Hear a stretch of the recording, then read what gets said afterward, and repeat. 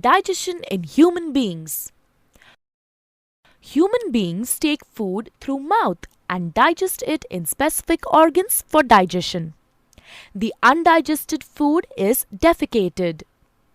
The food we take passes through a specific canal which begins with buccal cavity and ends at the anus.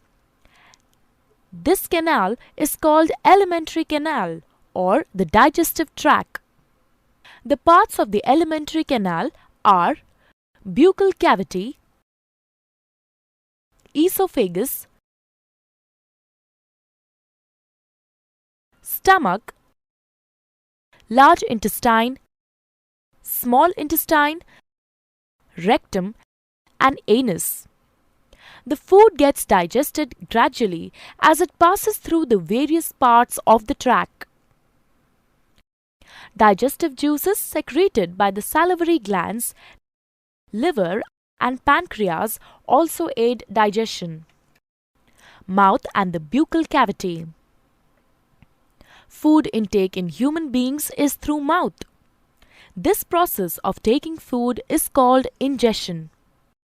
Chewing food is very necessary for proper digestion as digestion process starts in the mouth itself. What happens during chewing? The large pieces of food we eat are mechanically broken down into small pieces. Teeth helps us in doing so. Action of saliva on food. During chewing, food mixes with saliva. Saliva is secreted from salivary glands located on the lower jaw between the tongue and teeth.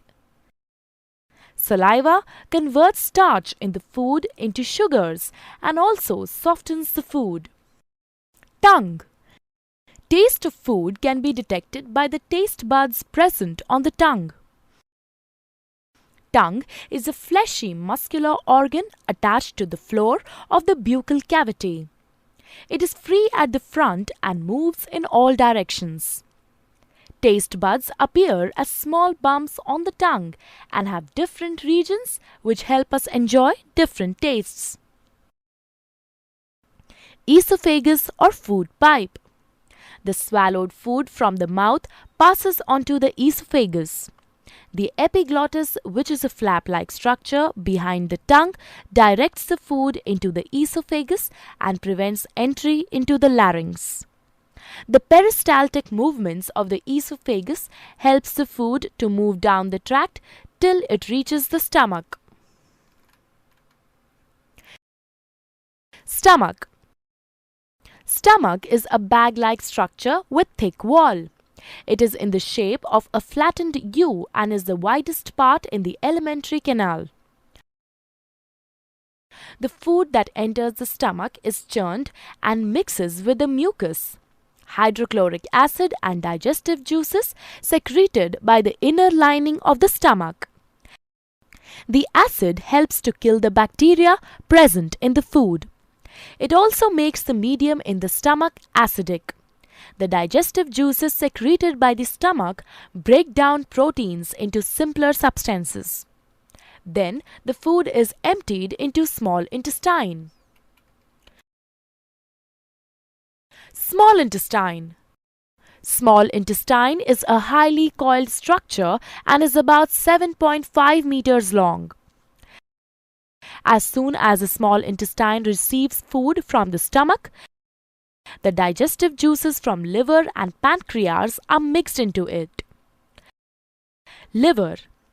Liver is the largest gland in the human body and is situated in the upper side of the abdomen. To the right, it is reddish-brown in color. It secretes bile, which breaks down fats. Bile is stored in gallbladder between meals. Pancreas. Pancreas is a leaf-shaped and cream-colored gland located just below the stomach. It secretes pancreatic juice, which acts and breaks down carbohydrates, proteins, and fats. After this is completed, the partially digested food reaches the lower part of the small intestine, where intestinal juices act upon the food and completes digestion of any remaining components in food. The carbohydrates in the food break down into sugars like glucose, fats into fatty acids, and glycerol, and proteins into amino acids. The food consumed is digested and is now ready to be absorbed into the blood. Absorption of food in the small intestine. The inner wall of the small intestine has finger-like projections called villi, which have a network of thin blood vessels close to the surface. The villus increases the surface area of absorption and absorbs the digested food materials. The substances thus absorbed are transported through the bloodstream to different organs in the body and are used to build complex substances like proteins. This process is called assimilation. In the cells, glucose breaks down into carbon dioxide and water with the help of oxygen and releases energy. The undigested and unabsorbed food enters the large intestine. Large intestine.